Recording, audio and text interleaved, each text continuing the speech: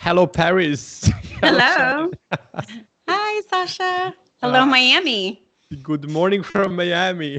Good Yeah. morning. Good afternoon from Paris. Oh my God. How is it so far? That's wonderful. Oh, I mean, this is not the city of love for no reason.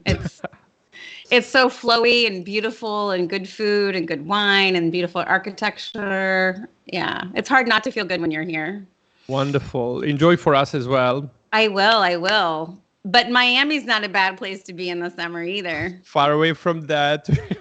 I mean, right? We're gonna get some ocean dipping for Yes, you, I love as you it. have some croissants for us. Yeah. There you go. Yeah. And I mean, Paris is lovely. And we were just talking, I was in Ibiza, or as they say Ibiza here, which the same. The water is so beautiful, the sunshine.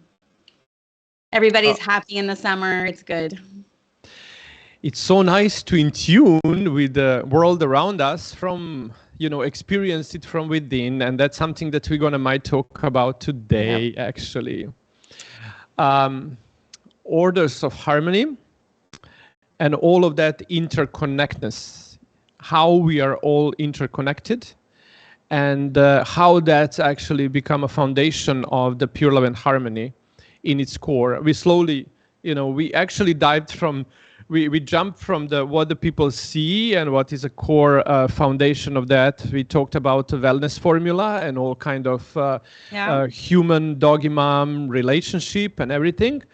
And today we're gonna dive in a little deeper philosophical, if I can say so, foundation of what we really believe, and what I not only believe, but these beliefs of mine in regards to order of harmony or this interconnectedness came out from the deep work with the family systemic constellations that couldn't give me an answers and a solution to a human dog entanglement relationship problems and how to solve that, right?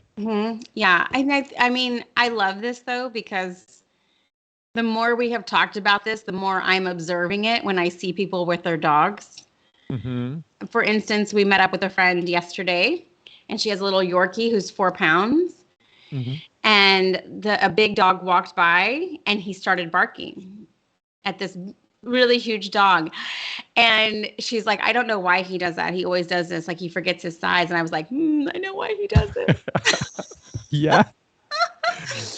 And it's so good to know now, and not feel like you have no clue and you don't know why. There's actually reasons and things you can do now. And this is what I love about the work going on here. Yeah, because it was very interesting to see the people would know. For example, when we run our programs, like let's say Doggy Parent Academy, and then we have a family talking about what need to be done, how to, as you said, oftentimes how to unlearn. So we create a space for the new paradigm to unfold, and how we need to give up a lot of beliefs that we have in this human-dog relationship that actually turn to bother us a lot, doesn't give us a sustainable solution. Whatever we, no matter which direction of the mainstream accepted way of interacting with the dogs we go for, it's keep repeating itself. Like, the symptoms would just disappear for a while, and then they're going to come back in the same or the different form, because the core problem is not solved. And it's not a Yorkie, maybe just looks like a Yorkie, it's the size of the Yorkie, but Right. it's a mindset of the wolf. It's no difference than that, right? Well, and when you're in that moment, you can really see that. Like, Yes. it's craziness in reality, because you have this tiny 4-pound dog barking at this like 70-pound dog as if he could beat him if they took on a fight. I Yeah. mean, it's hilarious. And so I see it helps understand like the mentality, or like you said, the soul, the inside is not necessarily reflecting on the outside Yeah. sides. But then now the people would learn about that, and they would learn about the rituals, for example, and they would learn to incorporate everything. It's not a big deal. You go to school, you learn a canine communication, you learn a canine language, and then you should apply it. But then Right. there's a problem in application. And as we talked last time, or one of the times, I don't know, was it the last time, application fails because of the emotional entanglement. Because Right. now I Yeah. think that by kind of like, and then what I'm kind of trying to subconsciously avoid is this feeling of abandonment, that if I gonna talk to my dog as he's a little dog and now I need to accept him as a dog, I feel like through giving a place to that dog to be a dog, I gonna lose the reason why I emotionally chose to have a dog. That's kind of, and that now we are kind of the in order of love. We learned about a very important part of that law of that order is a feeling of belonging. I need to feel that I belong to somewhere, to some group or whatever, and then the most important feeling of every human is to belong to a family. That would be the first one. The children Yeah. want to belong to a family. They're gonna Yeah. do anything to belong to as we go through the life, we're gonna change the different settings, but the groups will always be something we want to belong to. It's gonna be Well, and love, right? Sorry? Love, safety, and belonging. Uh, no, it's a belonging, order, and giving and taking. Those are the primary laws of the order of love, right? So I was comparing them, I'm sorry, to the human brain when they talk about the human brain. Oh, I'm sorry. Yeah. Our primitive, so the similarity of how humans, no matter what, like sometimes they will override their morals or ethics because the primal brain is always searching for belonging, love, and safety. Oh, but yeah, there you go. The below that's also can be translated in this, but orders of love and incorporating teaching of the systemic constellation gives us tools to achieve belonging, safety, and love. Right. Right. To Yeah. achieve, because oftentimes through the that's how the order of harmony was discovered, that we're going to talk today about, for example, because the orders of love, if I, for example, let's come try. Well, I like how you categorize. You kind of pulled them apart because there's orders of love and then there's orders of harmony. So it's kind of two different focuses. Two different, yeah, they do have a different purpose, because I was thinking about that a lot. And when I was doing my systemic constellations for the pet families, for example, the humans would come to conclusion that, okay, I can't do nothing here because I'm so in love with my dog that I don't see him as a dog. And I see the dog is now going through big suffering, because now I'm aware of that, because I went through the Doggy Mom Academy, for example. I learned the canine communication language. I know what I need to do, but somehow I'm stuck that I can't do, and I feel if I start to incorporate that, I'm gonna lose. But now I know that I won't lose dog. I'm gonna actually gain the dog finally for my doggy baby, but I'm gonna lose something else.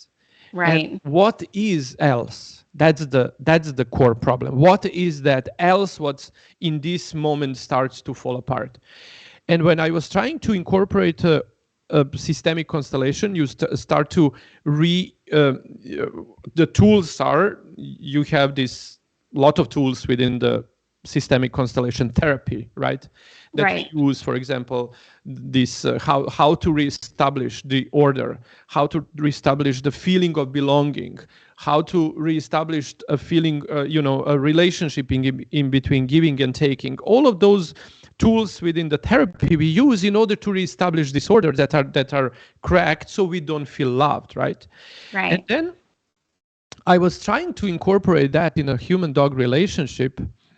And in the systemic constellation, I always thought that actually I saw, it's not that I was thinking or this was my perception, or until I didn't bought in, because the family constellation therapy, systemic constellation therapy uses representatives for something that's missing, excluded, forgotten, traumas, events that led to traumas, people that caused the trauma. Right. And Yeah. then through the representatives, we are able to reconnect with the forces beyond the drama and trauma. And then later on, the trauma gets completely different value in our life. And rather than being a burden, we turn it into a support. And then it becomes a completely new essence to a human life. But I was not able to and every single time when I was putting these constellations together, there was a significant force that wanted to be invited in order for peace and the constellation to settle, right?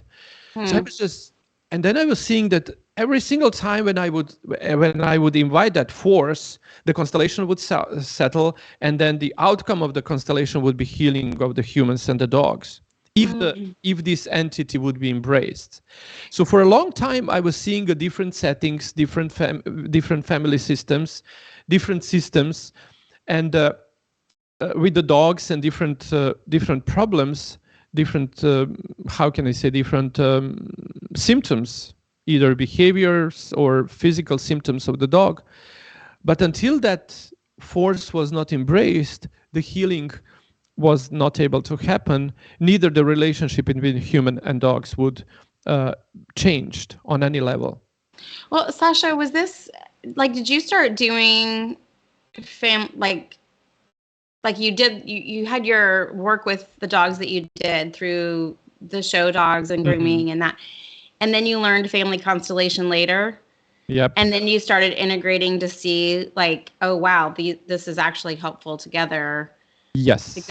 To go to another level of how you communicate with the dogs. Yes. That's where but then I faced the trouble, because now I know how to communicate with the dog, but I can't, because of some greater is forcing me not to implement things I know will be beneficial for my dog and beneficial for me and for the system and for the family, but I can't. And we don't judge of why someone can, and everyone is, on their own level of awareness and motion through the life. But sometimes the people would not be able to incorporate what's good for their dogs and what's good for them because of this emotional entanglement. Right. And on the first time, as I said, and that was actually. Can I just summarize this for a minute though? Yep. What you're saying, because you're saying so much good stuff. But so it's really, you have found a way to have a tool to help people have a very healthy relationship with their dogs and a dog healthy relationship with their humans. But sometimes it's hard because we have our own emotional wounds or things that we project on the dog and burden the dog, even though we don't mean to. It's just things we're unaware of. And so even when we get this guidance of what's proper canine communication, we struggle because of maybe our own, we might say in human relationships, codependency or enmeshment. And our fear of losing that relationship then makes us scared to implement these new behaviors because we're afraid, my dog won't love me so much anymore. We won't have this close snuggle bond. It will be distant. And that's coming more from our own unhealed place. Yes. That's perfect and correct, right? Okay. So this is kind of when you're wanting to do your own personal growth. It's the same thing when you're wanting to learn how to take care of your dog better. It might take some courage and some faith to try these things and trust that you're actually building something stronger, even though it might feel counterintuitive. You nailed it. That's exactly correct. And Okay. then what I was thinking, it's also there is a very interesting, when did all of this shifted in me? It was recently, maybe I must say 2 years now, since I observed this phenomena and since I'm giving it a little more of my attention and working I met you at the beginning of that then. Just on the beginning. How lucky am I? Yeah, just on the beginning of that. Okay. Because then I was there was already a constellations that I was doing that I felt that some new phenomena need to be invited into a system and need to be placed in between the owners and the dogs in order for them to start interacting as humans as a dogs, right? Right. So Well, and to it step makes sense though when you say that the dog is part of a family, that family constellation would also involve the the dog. dogs. Yeah, Yeah.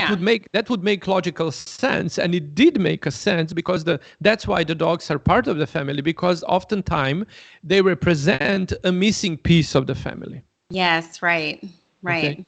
So, but what brings healing to a relationship? That's what I was kind of like really interesting in. And as I said, then this phenomena appeared in front of my eyes during my constellations that I needed to give more attention to. On the beginning, I didn't know how to call it and what I'm actually dealing with here, because it was a greater force that always brought a healing to the interaction in between humans and dogs. But I actually couldn't classify it. It was just enough for me, but I couldn't talk about that because I didn't know what it is, right? Until I really didn't dive into study of the Rupert Sheldrake, the biologist from UK that have an amazing theory about how every single species is connected through the specific morphic field that holds a memory of that species, and that everything that happened in the past is a transfer to the new generations in order to provide a survival for them. Wow. But it's very important. He called them morphic fields. Morphic mean that they connect and interconnect one species. So they are not combining species, because morphic means shape, you know? Yeah. So it means the It people, morphs into, yeah. yeah, so those fields shape us in who we are, right? Right. The memory carries that the human ear should be here and it should look like that. It can be big, it can be wide, it can be open, it can be this shape, it can be that shape, but it's ear and it has its purpose.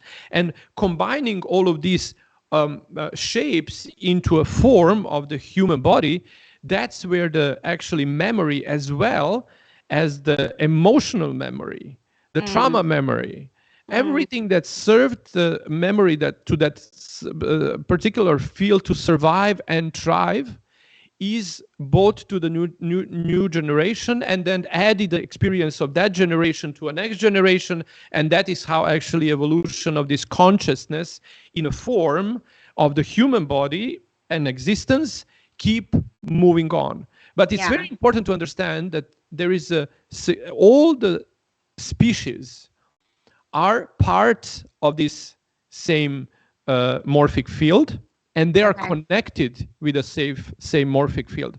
But as well, every other species on the planet have their own memory, have their own shape, have their own morphic fields.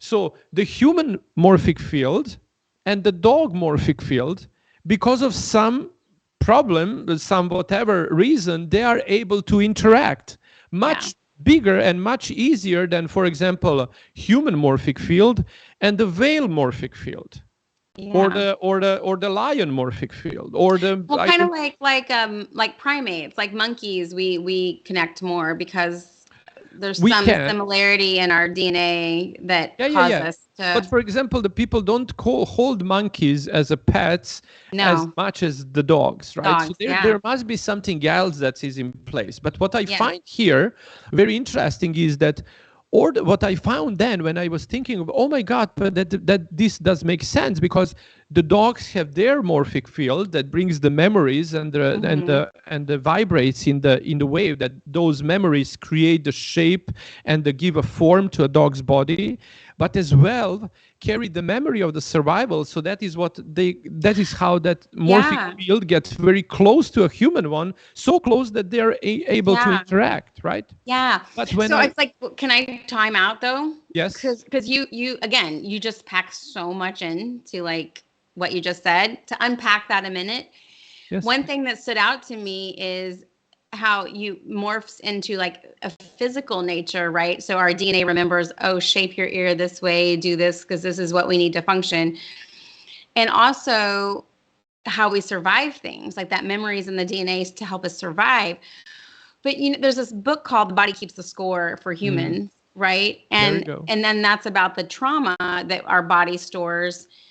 And like it's just so interesting to like look at this in both the way generational passing down serves us both positive and could be hurtful, because we need to unlearn some things too. Like some things then we might artificially be protecting ourselves, or might be behaving in a way based on things that happened generations ago that aren't necessarily serving us now. Mm. But if we're Yeah, not aware of it because it's passed down, we just keep doing it. doing it. Yeah, because Like I like that because it serves us both in good ways and not good ways. And like we have to be conscious of, so we can take the good and improve on the things that aren't serving us. yes, and now how we can improve, and that is Yeah. what Bert Hellinger, when he talked about tools of the systemic constellation as a therapy, as well as an order of love that we need to reinstall through aligning with the laws of order or laws of belonging and laws of giving and taking. So those are very important codes that are serving us if nourished properly, if in proper order, if in proper belonging, if in proper giving and taking ratio, right? And that is how do we restore all of that that's kind of broken, served us to survive, because oftentimes the trauma would serve, and the people, the ancestor would find out the way out from trauma, but then the brain gonna remember. So when we get close, for example, oftentimes is this an amazing fear of richness, for example. That's common ground in the human Richness? Abundance, for example. Abundance, for example. Rich, yeah. Because, for example, listen to this. Listen this story, for example. There was a old, let's see Paris now. There was a French bourgeois, the rich people that had an amazing lifestyles and a lot of money. Yes. All of them were killed in a revolution because of the money. Right. Because they were rich. Because they lived in abundance. So what the memory of the field carries on to those people, a part of that family and generations that unfold from there. Being rich is very dangerous for life. Wow. So no matter how hard we try to make money, even if we make money, always gonna turn around to see, is there anyone watching us? And not because we experience that, but because the genetic inherited information sends the message, having money leads to being killed. So powerful. So now how do we restore that? Is by reinstating the law of order and law of harmony, of belonging. That even though I belong in this family system that experienced this trauma when connected to the big money or to richness or to belonging to someone who can enjoy having, it's not my destiny. So to leave the trauma at the place where it does belong, to the old one, to the guy that actually was killed, and that's not my memory. My memory towards money can be fresh and new, and I can cherish his destiny. I can see his destiny. I can be humbled in humble respect to that destiny, but it's not mine. But it's not yours. Yeah. It's not mine. That's very important. This fear of having is not mine. Yeah. Right? Yeah. So, and I like that when I did family constellation, I think it was a really nice process though to do what you just mentioned, where you get to honor honor the ancestor, honor the person that gave that to you, but give it back to them. And only take forward now what is ours. Yes. And like how freeing, because in my family constellation, I was carrying so much on my back from my ancestors that I wasn't aware of.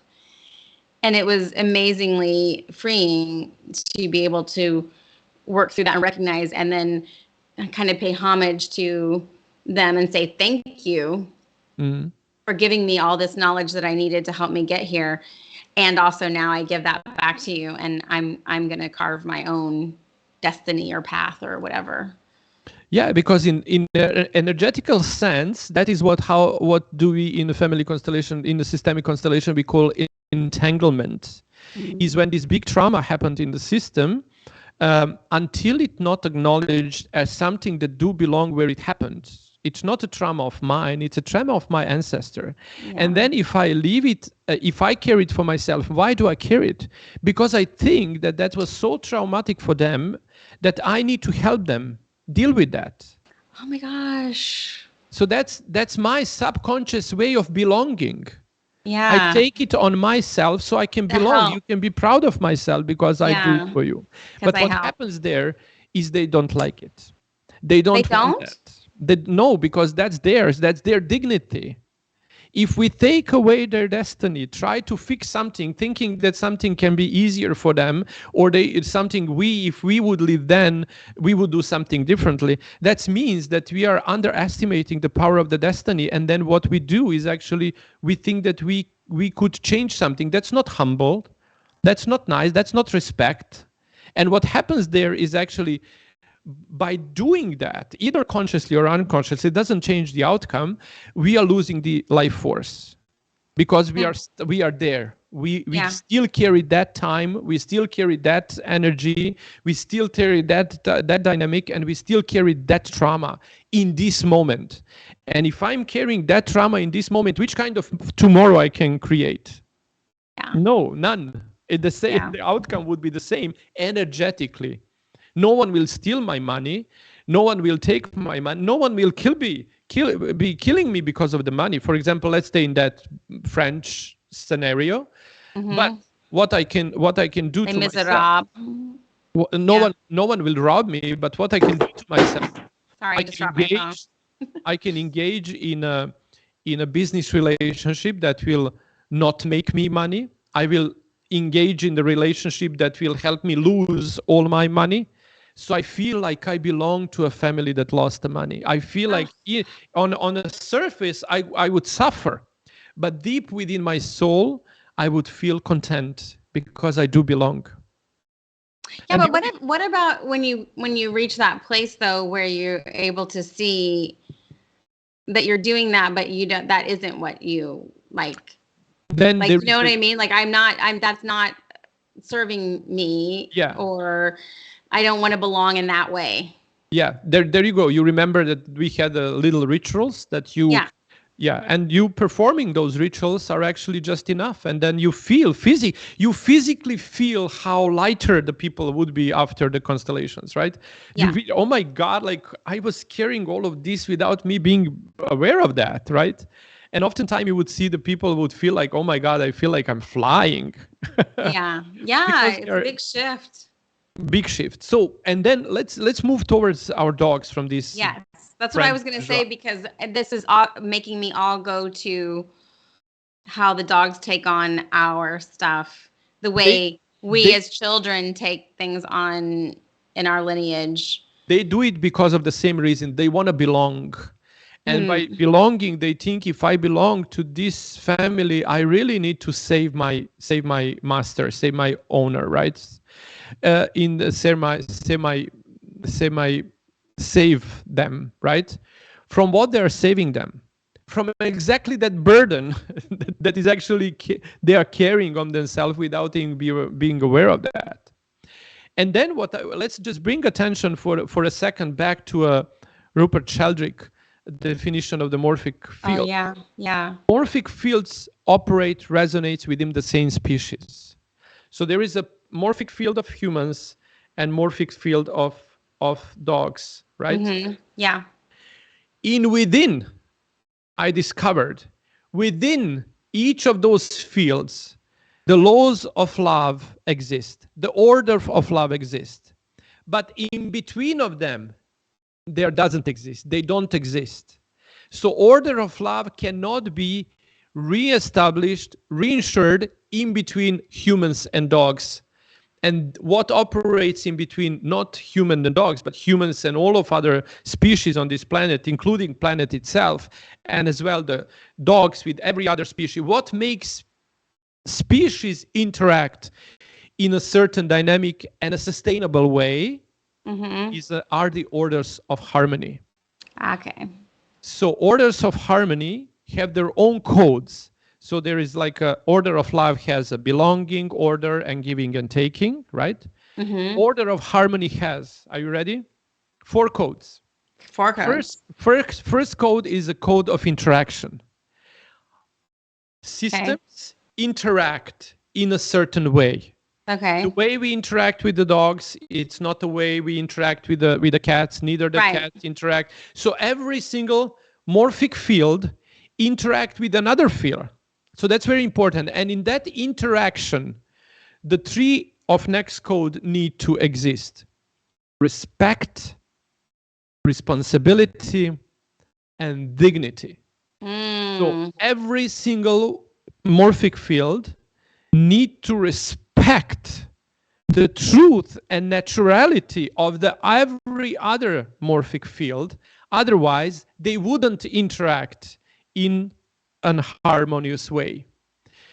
Once we know and respect that other morphic field, we need to be responsible in interacting with that morphic field. And there is a responsibility of the humans to communicate with the canine morphic field with the canine language. Because the level of awareness is higher, the responsibility is higher in humans towards dogs than dogs towards humans because of the level of the consciousness. Right. Makes total sense. Yeah. And then dignity.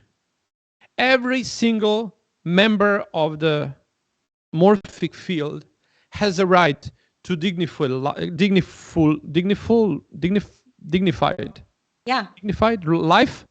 and dignified death. That's very important. What that means is that all fields serve the purpose of something greater than them. And then that's this ecosystem of our planet that we live in. So every single morphic field is in interaction with every other one, right? Yeah. On a certain level. Yeah. Out of a level of interaction, the respect and responsibility and dignity arises. The closer we interact, the higher respect should be in between them. Okay. Higher responsibility is to provide a dignity to members of the different morphic field. Yeah. What means Wow. dignify? What means provide? Humans are in must. That's our responsibility, is to provide the dogs with the dignified life and the dignified death. That means that we need to provide for them whatever they need from us in order to survive. And they need humans to survive, because without humans, we would never have dogs. And the question becomes like, what happened to dogs if the human species disappear? They need to keep evolving in something else that will help them survive within an environment where the humans are not the feeders or providers anymore to dogs. But let's leave that to 1,000. I was going to say, I'm like, that's a whole, I'm like, wait, what? Yeah, but let's leave that for the millions of years to come and focus on today. Yeah. So what do we need? What does it mean? Providing dog with a dignified life is responsibility of every single dog parent, is to see the dog in the dog. In the dog. That's a dignified life. And that is really, I think, the biggest thing that I see here, like this work and doing this podcast and things, is to get that message out to help people really understand that, how important it really is if you want to be a good steward of your dog. Yes. And then when I started to do constellations and helping the doggy moms to not only detach from their dogs emotionally, so then the dog really becomes a doggy baby. Yeah. A doggy baby. No, and it's not just moms. I see guys doing this too. But yeah, now I needed to call like a doggy parent. It's not a doggy mom, doggy dad, doggy baby. Yeah, but I say parents. that because I was, I went on a walk with someone that had a new puppy, and his dog was jumping and jumping and jumping and jumping, and I was just like, wow, this is all of us figuring out how do we take responsibility for ourselves so we don't put that on our children, we don't put that on our dogs. Yeah, that's We, easy we own easy our to we set. own our own stuff and heal our own stuff, so they don't feel like they have to take on that burden. And it's very important here, I think, like as we move on through this evolution of the consciousness that we really do here with this podcast, as well with everything that Pure Love and Harmony does, is that we need to kind of really shift the, and then shift this relationship that the people has to a dogs at the moment, and use the right terminology. Because Yeah. really, if you use the word owner, I'm owning a dog, then it's like you own the car and the house and the couch and the chair and the sofa. Then that Like it's a gives you different. possibility and gives you chance to do with everything you own whatever you want. And then if you Right. if you are kind of if you decide to replace the chair and the sofa and the car and the house, why wouldn't you decide to replace your dog? But if you kind of call yourself doggy parent because you took a meaningful and conscious decision to care about another being that's not human, it does become a doggy baby because you have a responsibility as you are raising a child. But in order to raise a child, you really need to learn about your child. You need to give a distance to your child so you can learn about which Right. kind of personality that little child is, and not to Right. do the same mistake by raising children by some standards, books, and some recommendation of someone, because you never know which kind of real personality and uniqueness your child gonna bring to this world, which will need really be nourished by you as a parent, because there is some Right. soul contract in between parents and the kids, and the kids does not belong to the parents. The Right. kids are just kind of, how you say, granted to the parents to ensure that they grew up in the people that will be able to fulfill their destinies and purposes in these Right. lives. Otherwise, we become slaves to some organized way of educating our mind to vote and pay taxes and spend as much as you have, so you support the economy and forever circle of buying things no one needs. But I think Yeah. these millennials and this new generation of the people are actually raised in a completely different essence of how they connect with life. Why I'm here, with the questions raised of themselves much earlier age than we did it. For example, in my generation, much earlier age, the kids of today asking themselves, like, who am I? Where do I came from? Where do I where do I go? And what's in this life mine to do? Right. And in order to support all of that, you need to really, as a responsible parent, you need to understand who your child really is. Yeah. And then Yeah, give it them a makes so much space to sense though, develop because themselves in that. well, yeah, because we talk about this in different forms all the time, but like some parents, like if they don't heal their stuff, if they're not taking responsibility for themselves, they might distract themselves by living through their child or over loving their child or neglecting their child. Like it can go any direction, or being like And very strict or very authoritative, but it's coming from a place of um what was I trying to say? Like, yeah, it's like avoiding dealing with myself. So I'm going to use this person, object, pet thing to avoid dealing with myself. And then the burden becomes on that child or on that dog or whatever. And that's what I do see a lot of people doing with their dogs. I was thinking, when so many people got dogs during COVID, I mean, I was like so happy that these dogs were getting rescued and stuff. But then I thought, oh my gosh, as I learned more with you, like how much are these dogs taking on all this like pain, depression, anxiety, and whatever from the people who got them maybe for that purpose, rather than addressing their own issue of anxiety and depression and dealing with it with themselves without putting it on the dog. yeah. And it's not that dogs are bad or kids are bad and we have those relationships, but it's being aware of the balance of harmony, right? The order of the love and the order of the harmony. Yeah, because order of love serves the initial need of me developing into a strong person, like on every level, aware of his belonging, aware of the family order and the system and the order itself, and aware of the reciprocity in between giving and taking. And then on the other side, if I want to interact with the other people, and if I want to interact with, especially with the other species, then the order of harmony comes in a place where I do need to interact in a certain way that brings benefit to me and the others I interact with. I need to act from the point of respect. For example, respect in a way of how much someone can take. For example, we have now, there is a study group that one of our friends just lost her husband.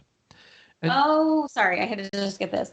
Your friend just lost her husband? Yeah, there was it was like very interesting to see how a lot of us were just running there and sending these messages of warm kind of how I say serene condolences and support.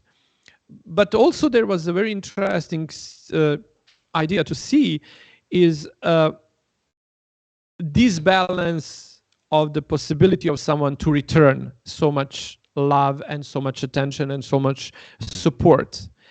And then immediately at that environment, the law of giving and taking is disturbed because she's given so much good that she cannot return to everyone that gave the good to her.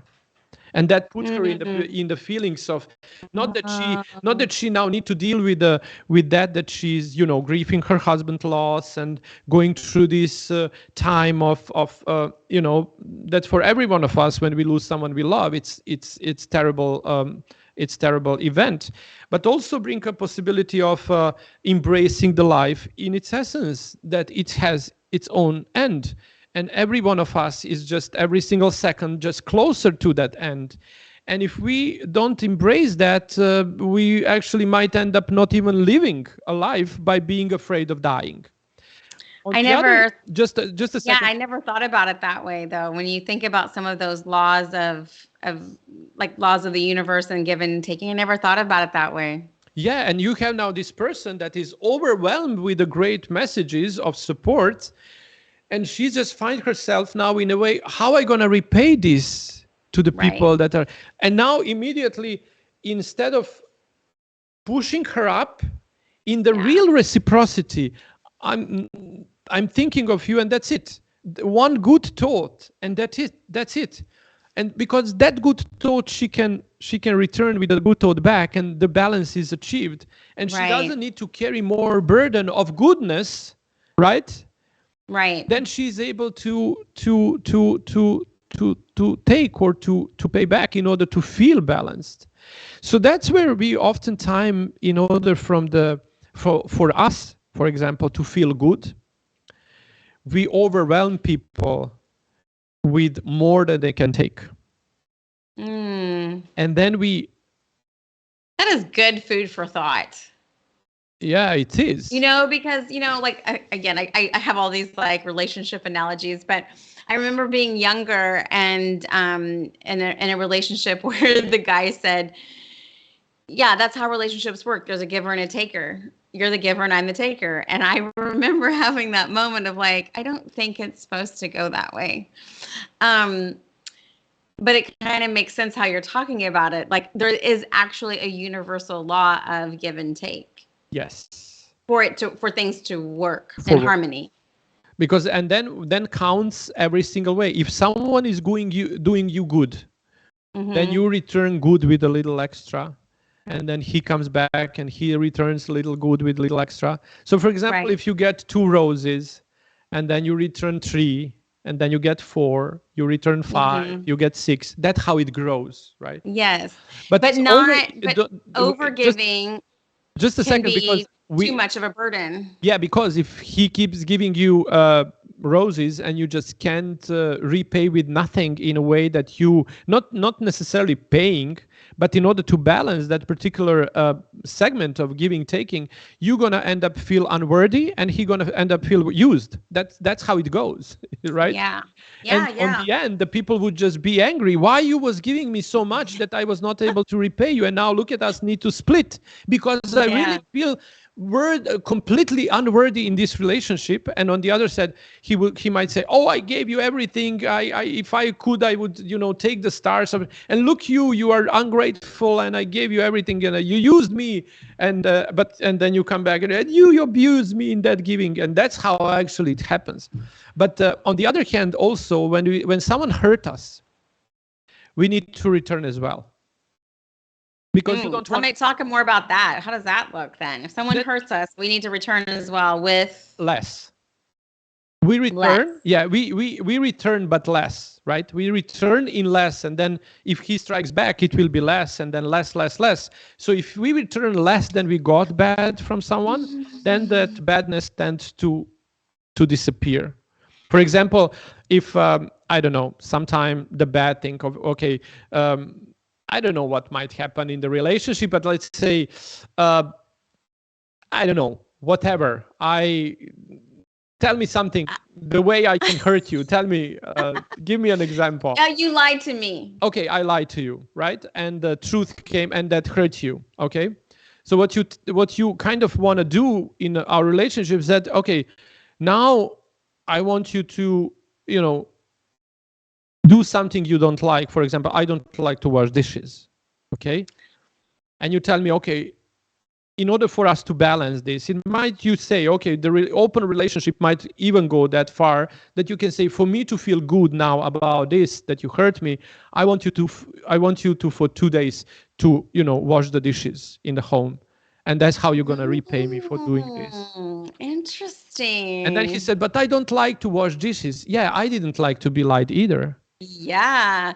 No, but this makes so much more sense because then you're not wait here. You're not holding resentment. No. You need to openly discuss, and you said, and then on a victim, on a kind of in a way of you saying what will feel you balanced in this relationship. You say, okay, I want you to do the dishes for 2 days. And then he starts doing dishes for 2 days, and he cleans like breakfast, and he cleans the lunch. And when the first day dinner comes, then you join him and you say, okay, now it's enough, right? It's enough. He don't need to do 2 days, right?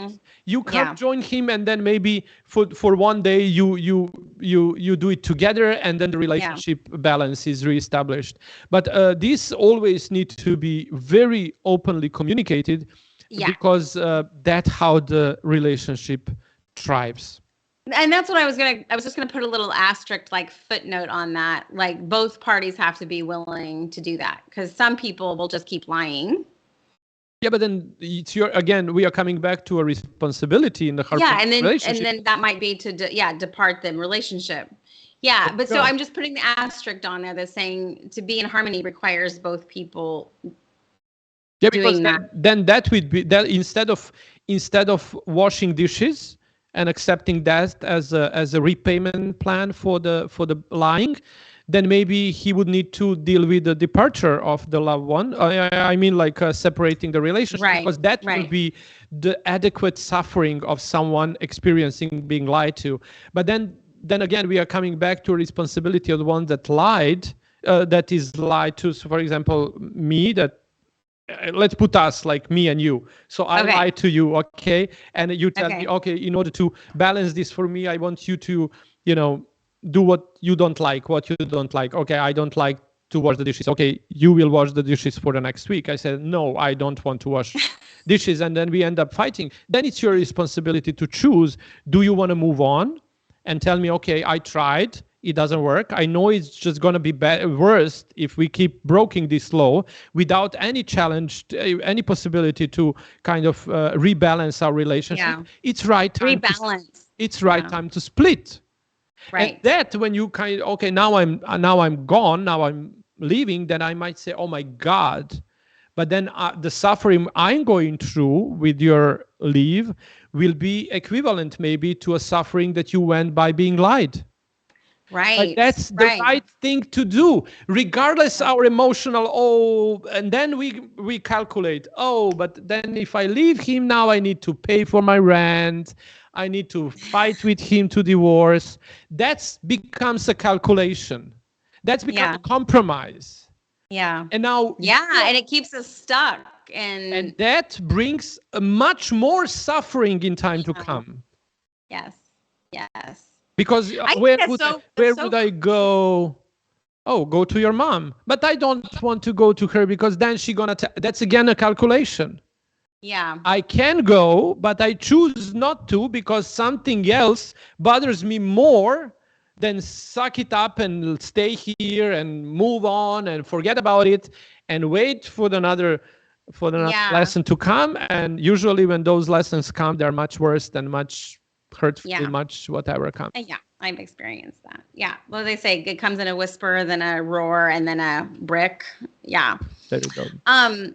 But I like the word you used, rebalance, because if something is like the law of nature, like the law of reciprocity, law of give and take, I think sometimes we're not really sure how to implement that. And in this example you gave, it's kind of a safe one to say, like, you lied, then I ask you to do, like, wash the dishes because you don't like that. So, but that's kind of like paying off something, right? And then it's clean again. Yeah, it's clean again. And so that's kind of like a nice way to think about these things. But if a person isn't willing to pay off that pain and suffering they caused, then it comes in another form, like you like you said, like you might leave the relationship. And you should think about that while it's not hurtful as much, right? You should think about, and nothing will change. Nothing will change until we do not change. And if he lied today a little bit, he's gonna lie tomorrow much more because you don't know the story behind the lying. Because maybe that's the only way he was able to communicate with his dad. Because if he didn't lie, he would be punished. So the easiest way for him to survive was to lie. But that's not you to carry. That's not yours to think about. It's his story. And immediately you see at him and say, oh, poor guy, he had such a bad relationship with his father. And now he lies to me as you are not his father. Right. Unless you don't take that role. Right. And then he likes so you give that's part of the family. Again, that's an entanglement. It's not a healthy relationship. Right. Why would you be in that relationship? That's again a story of the the giving, taking, order, and belonging. And if we want to work again, let's bring back this to dogs and humans. As you see, the order of love exists within the same morphic field, in between the same species. The dogs have their own order of love. The humans have their own order of love. How they interact is according to the orders of harmony. And that's how we create a harmonious relationship with the dogs, harmonious relationship with the wheels, with the chickens, with the pigs, with the cows, with the world around us. The world around us needs to be harmonious, in harmonious resonance, like a conductor comes and brings together all the pieces that would never look like they can come together. Yeah, like I love how it. you bring a violin and oboe and the contrabass and the cello and that to horn to sound like one. Yeah. Because all of them are in line based on the principles of the harmony. Yeah. And that principle of the harmony we want to see in between us and the dogs, and that is a relationship that can thrive. Not the one that we are in love with the dog by projecting the fear of ours or whatever we are projecting to them in order for us to solve our order of love relationships. So that's kind of where I was, I sorted out with you on the human level and then bring it to the dog level. And so, like, when we're talking about that reciprocity, lying, pay off this, and seeing how that either strengthens the relationship or dissolves, it's like, if that's going on and you're not consciously working on that, then you're going to put that stuff on your dog. Yes. And that on the other side, that law, that specific law of giving and taking cannot be implemented in a dog-human relationship, because if the dog is dog and the human is human, the dog can never ever repay the amount of the relation of the responsibilities that the humans have. So so then if we just like love and give and love and give and like that's actually burdening the dog. Yes, because that specific law does not exist in the relationship of the human. It would be like you expect for example, we have a body, the human body, we have a soul, and we have a mind, right?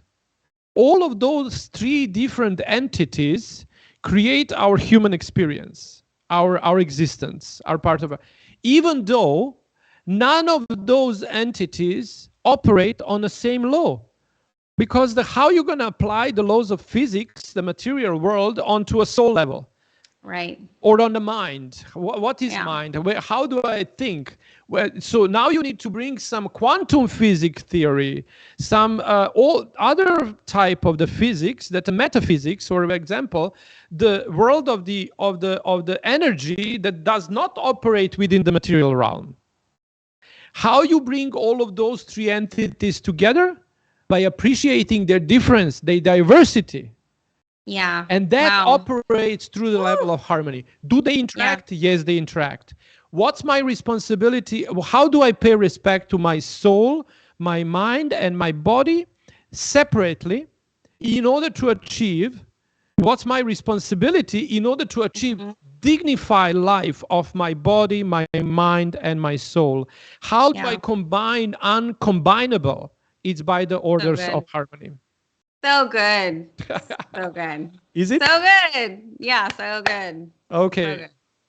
So I think this is a really good place to end. That was a lot of good stuff. Okay. Can we call end here? Can we call? Yes, that's why I said so good. I think this is perfect ending.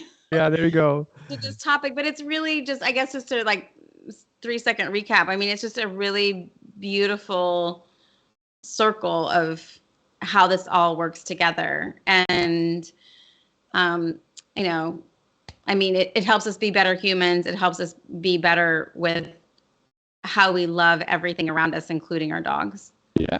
How we love, honor, and respect and take responsibility for the things in our lives, or for ourselves, and then how that plays out on the interactions in our lives. Yeah, and then I think this is a formula to sustainable living in this planet with other creatures that require a perception of being unhumanized. We need to accept everyone as is, and that can help us embrace the diversity within the same family, between the people that believe differently, and all of these diversity that are shaping our reality, in which actually we really need to see how are we all interconnected, and what we can do in order to give our share to this interconnectedness in order to create a better world. Well, and one note too, I was thinking about this in terms of enmeshment, or entanglement, is if I take responsibility for me and I own, this is how I am, this is what I need, this is what I don't like, this is what I do like, but it's like me, and then I let you have what you like, what you need, and then that way things aren't so, if you're not like this, I can be allowed to be me, you get to be allowed to be you, and then we work out how we interact. Yeah, that's perfect. You said that's very important differentiation. We should be, and we are, interconnected, but we shouldn't be entangled. Yeah. And we shouldn't be mishmashed and mashed together, because we are not. We are. Because then I don't know where I end and where you begin, and you don't know where you end and where I begin, and then it's so messy, and it's hard then to have order. Yes, and there we have, in order to achieve this uniqueness with who you are, what you really love, what feelings are yours, what in loveness is really yours, am I loving this because this is what my mom loved and she projected, and all of this came from the trauma? And so that's where the order of love is giving us the tools to deal with the self.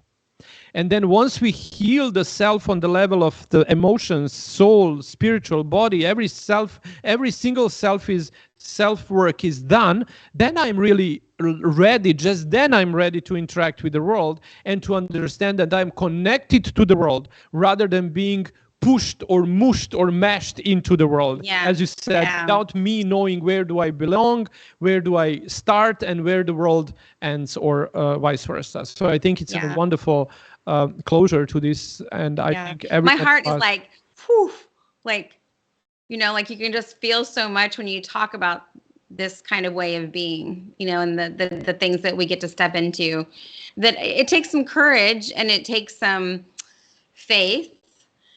But if you really want to live like this, it's so worth it. And it's really helpful to have these tools to not just have the like desire to do that, but then the way to do it, how. Yeah. Love it so much, Sasha. Thank you so much. No, thank you for inspiring all of these podcast topics and everything, and for you being dedicated to take a time from your wonderful Paris trip to join us here and, you know, be with us and our listeners and watchers. And I guess, like, until next time, wherever, I wish you all the best to you and to everyone listening and watching this podcast. See you next time. All right. Bye, everyone. Bye.